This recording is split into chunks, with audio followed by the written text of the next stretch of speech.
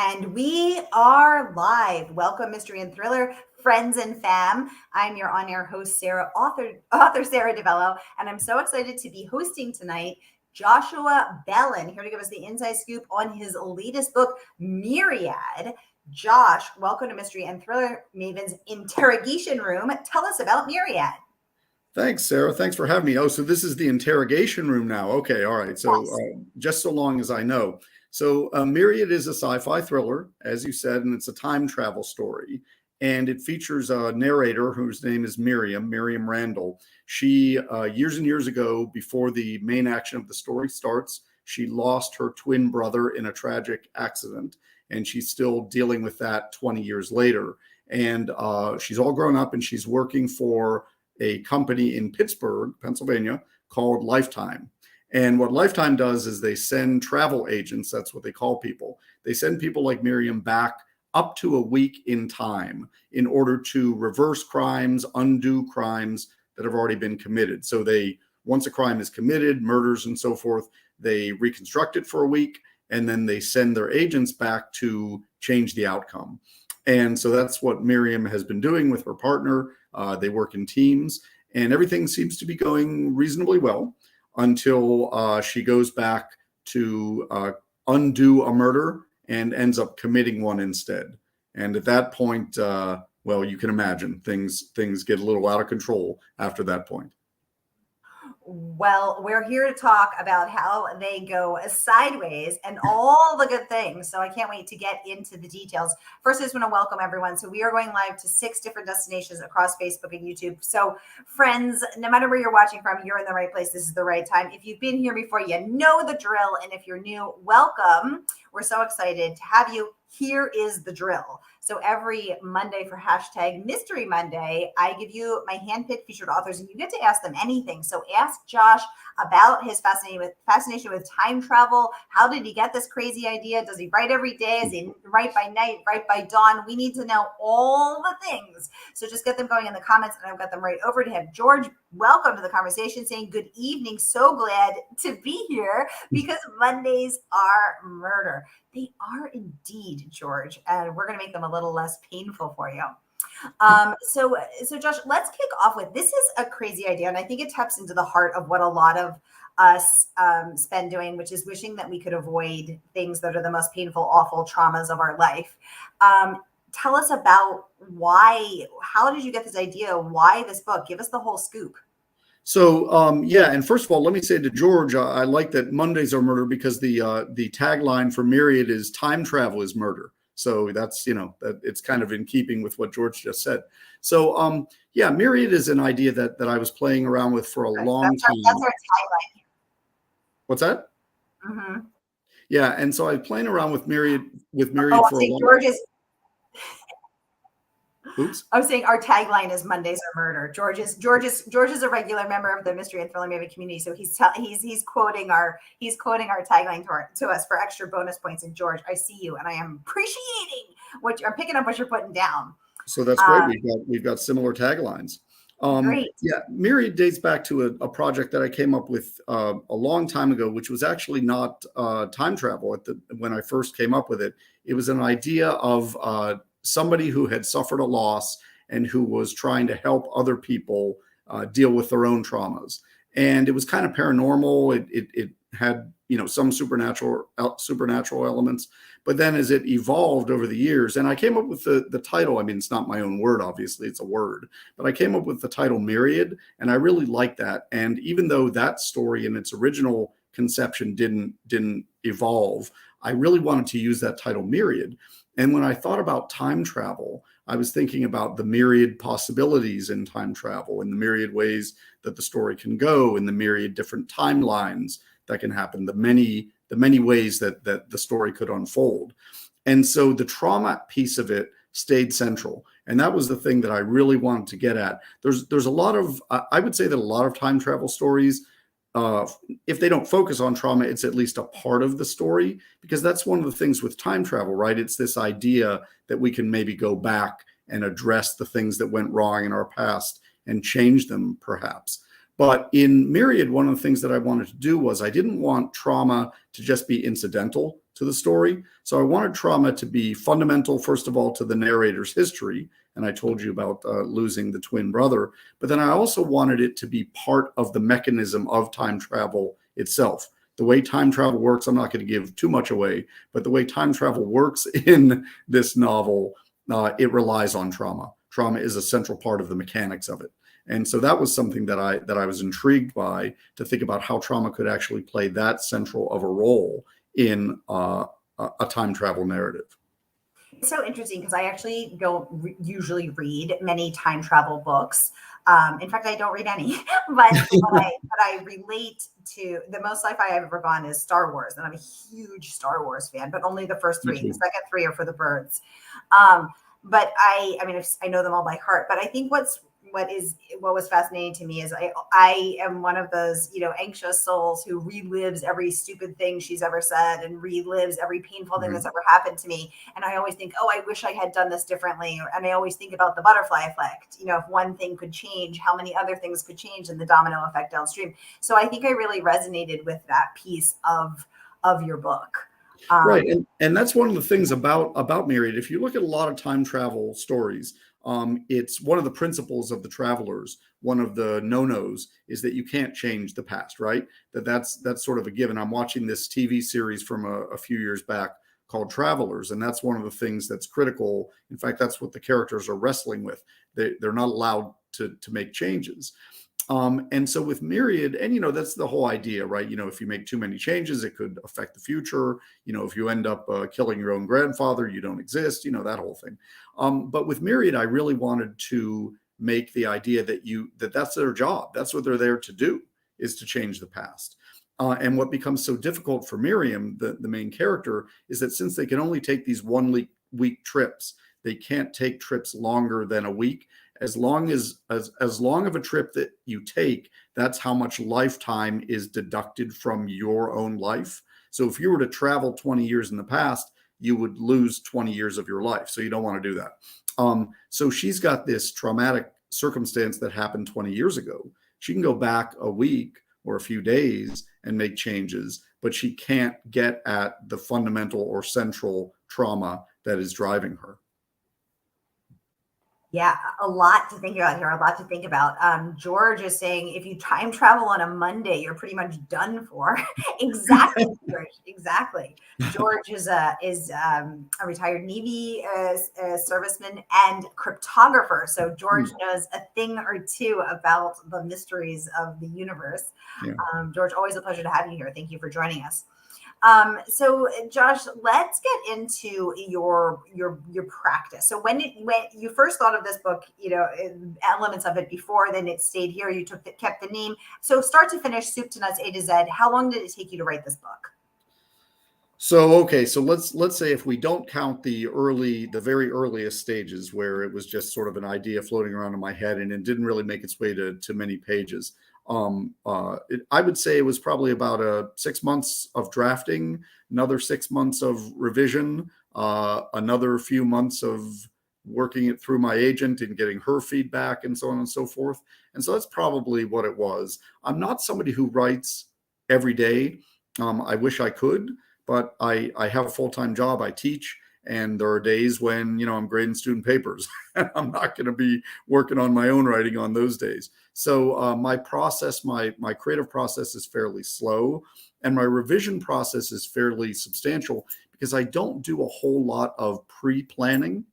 I sort of like to jump in and let the story unfold and let the creative process that's operating behind the scenes just let ideas and intuitions pop into my head. And that's great. I mean, it means that my narratives end up in places that I didn't even expect them to end up in, which is fun for me and hopefully fun for readers.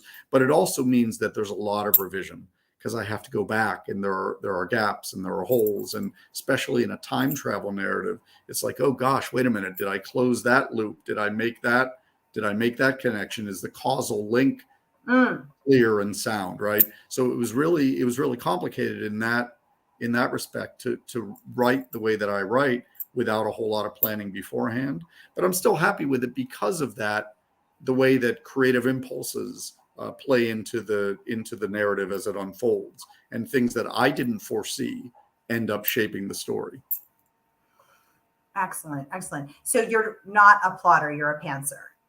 I'm a pantser, and I've been told a million times that I should do more plotting, but every time I try, I go off script anyway. So it doesn't really matter, right? I write all these character studies, and I try to write character arcs and story arcs, and colored charts and everything, and then it doesn't matter once it gets down to the composition. I'm just a dog off the leash, and I just go the way I want to go. I like it. I like it. And as a dog person, the dog off the leash analogy is working well for me. Avram, welcome to the conversation. He says, it is a very cool title and the emphasis sounds very cool too. So is there effectively no time travel conundrum in the Myriad universe? Was that challenging in and of itself? So first of all, for those of us who don't read sci-fi a lot, tell us what the time travel conundrum is. So effectively, it would be, I mean, there's different versions of it, but effectively it would be that thing that I mentioned about how when you go back to change something, if you change it, then you no longer have a reason to go back. And so therefore, why would you have gone back if the thing never happened? Right. So it just becomes this loop that doesn't make any sense. So yeah, that's a really good question. The conundrums are definitely there, and the paradoxes are definitely there. And Miriam struggles with them, and she reflects on them. For example, that's where her name is Miriam, but all of these travel agents take, aliases, code names, that sort of thing. And she came up with Myriad because one of the things that she asks herself is, if I'm at point A and then I go back a week, right, and I change an outcome, and then the timeline proceeds, well, what happens to the me? Here I'm being Miriam. What happens to the me that lived that week before I went back, right? Is that me overwritten by the new me? I mean, I'm still the same me. It's her who went back and then she lives her life out. But is that other me somewhere else in an alternate timeline? Is she still there, or is she just erased? And so that's where you get the idea of Myriad, right? Are there multiple versions of myself and of everybody else, in which case when the timeline is changed, or not, right? And that's something that really troubles her, and that throughout the course of the book she tries to work out, and I tried to work out. Yeah, it was fun. It was wild. Very sliding doors, very, my brain is actually hurting like it did when I took a philosophy class. That's funny, because one of the people, I read a review, an advanced review of Myriad, and that's one of the things that somebody said. They said, this book sometimes made my head hurt, but in a good way. I was like, well, okay, that's good. But yeah, because I mean, I love sci-fi in general because it often poses philosophical riddles and puzzles and questions, about who we are and where we're going and everything else. But time travel really, really digs deep into that because of, we're stuck in time. We live in linear time. So once you write a story that liberates people from linear time, it raises all kinds of really hard to answer questions, all kinds of naughty K-N-O-T-T-Y questions. Yeah. George bringing up the excellent point. What if you meet an alternate version of self through some quirk? Like, yes, these are the things that keep me up at night too, George. Yeah, I mean, it seriously is. It's a good question, right? Because then, one of the models of this in time travel is that, well, if you meet yourself, the universe explodes, right? So you've got to avoid meeting yourself. I don't think there's any physical explanation for that. I guess you can't occupy the same space as yourself. Two pieces of matter can't occupy the same space. But on the other hand, so far as I'm concerned, you could meet your past or future self, or a different version of yourself. But then, yeah, what does happen? Do you then affect the outcome of your alternate self's life? There's just a lot of really interesting questions that get raised with time travel. Right. Like, I've always wondered, I remember a couple of years ago reading this thing about, well, what if you went back and you killed Hitler to save the lives of these millions of innocent humans that he, senselessly murdered, or what if you went back and you killed, someone else, some other evil doer, or someone who really hurt a lot of people, but then the downstream effects of or someone saying, what about if you killed Henry VIII? Because there were a lot of religious wars that he created, between Catholics and Protestants needlessly, just because he wanted to get a divorce from his wife. He started a new religion.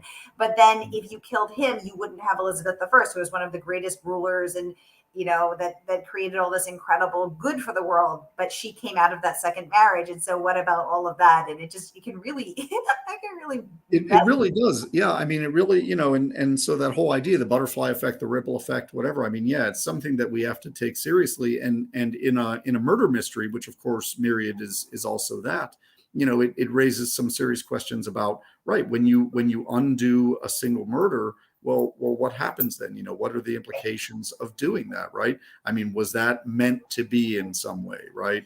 Was that sort of predestined or something? Is everything predestined? Presumably in Miriam's line of work, the assumption is that things are not predestined because you can go back and change them, but maybe they are, right? Maybe even when you make that change, it's going to lead to a predetermined outcome. Maybe going back and making that change was itself predetermined. See, now people's heads are really starting to spin.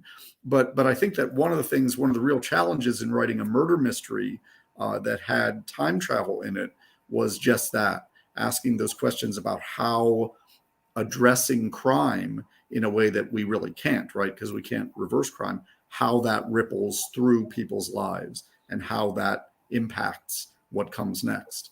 Right, exactly. George saying the original Twilight Zone had an episode where Roy Hinckley, Gillian's professor, went back in time to attempt to prevent the Lincoln assassination. He failed, right? Or the one about where you go back in time to prevent JFK's assassination. And it's like, right, these things get really thorny. Well, right, you guys, I want to remind you, this book is not even out yet. Josh is coming on tonight to give us this very special pre-launch Q&A to take all of your most burning questions about time travel, writing, changing the course of history. We are getting deep into it tonight, and I am here for it. So this is your chance to pre-order tonight. So here is the link. No matter if you're watching on Facebook and YouTube, click and pre-order. And the good folks at Murder by the Book, our favorite woman-owned, independent, mystery-dedicated bookstore, will send it out to you tomorrow morning when the book drops. So here is that link. Click and order, friends. Click and order. I want to share some of the great praise that this book has earned. So let's kick off first with this review from a library journal, and I'm going to pop it up here on the screen so we can all read it together. They say this is a high octane whirlwind thriller. There it is. Okay. Like a Mission Impossible or a Minority Report, with the addition of time travel, readers of sci-fi will enjoy this new take on a classic idea from Bellin. Congratulations on that praise, Joshua. And they are not the only ones. Kat Ross, who is the author of the Gaslamp Gothic Victorian Paranormal series, also weighing in with some wonderful words of praise. I'm going to pop that up as well. She says, here, I'm just going to click it so we can all see it.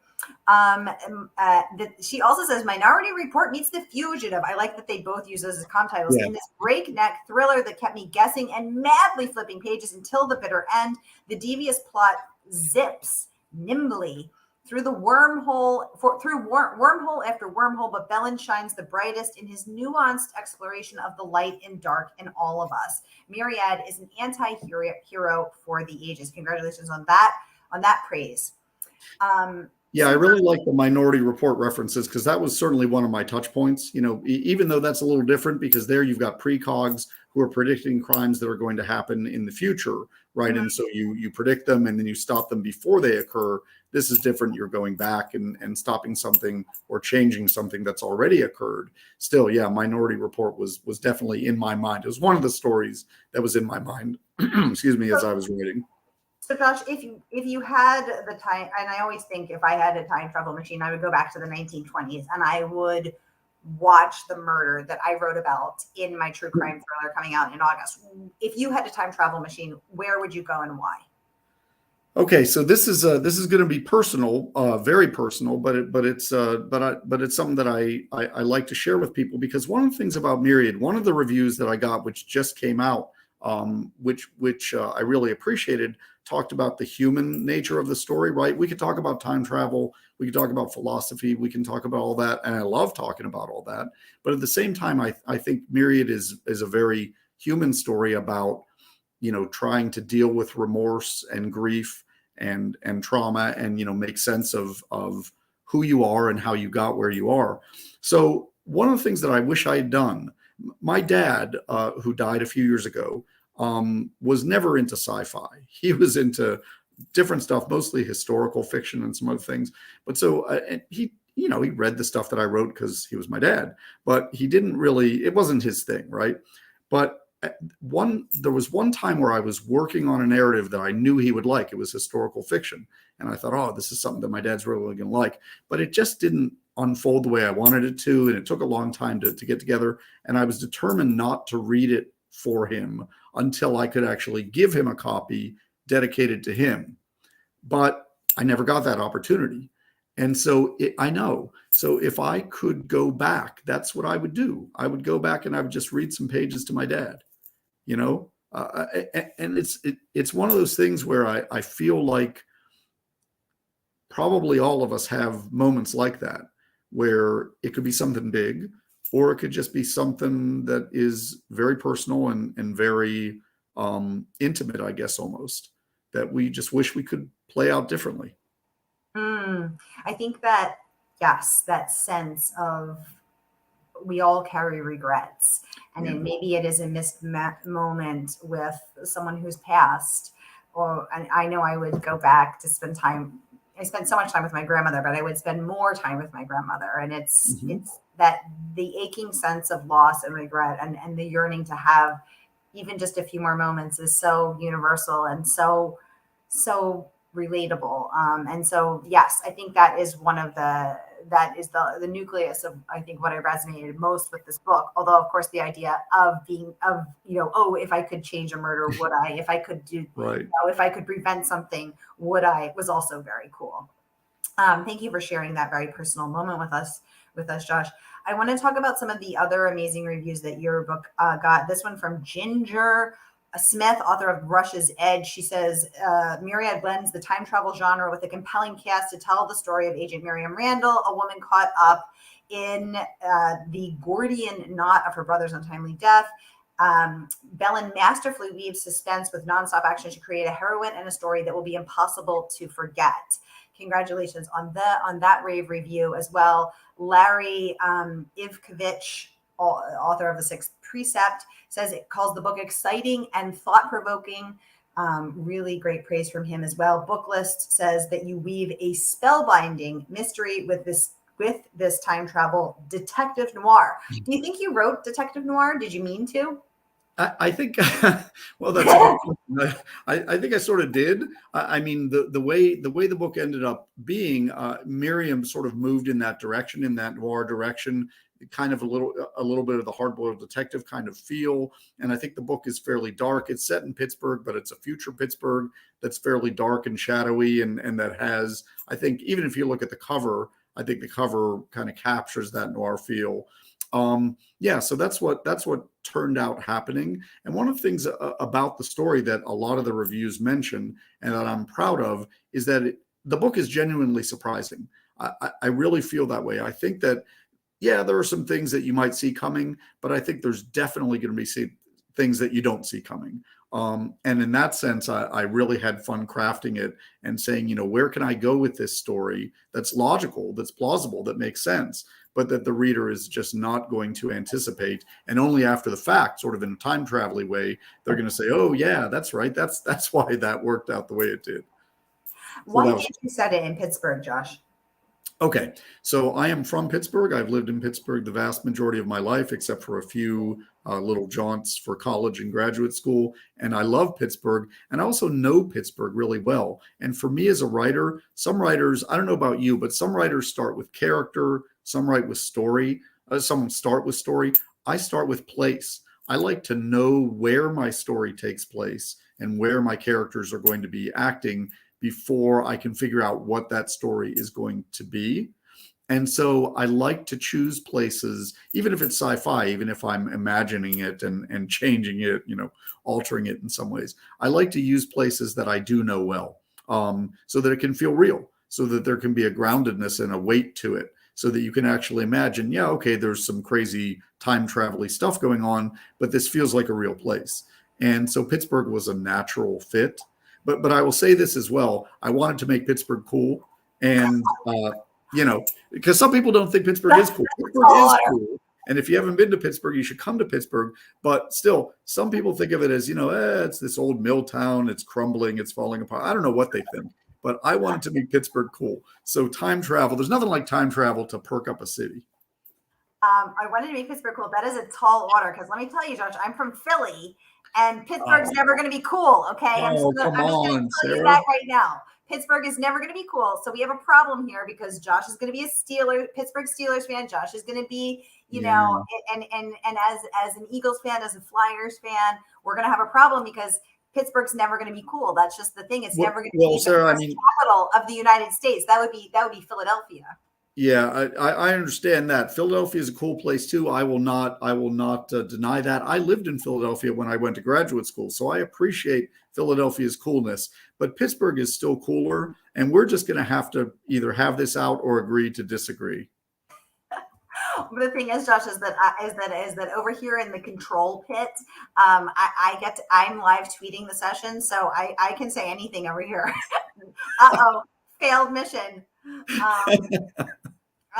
Failed. Oh no.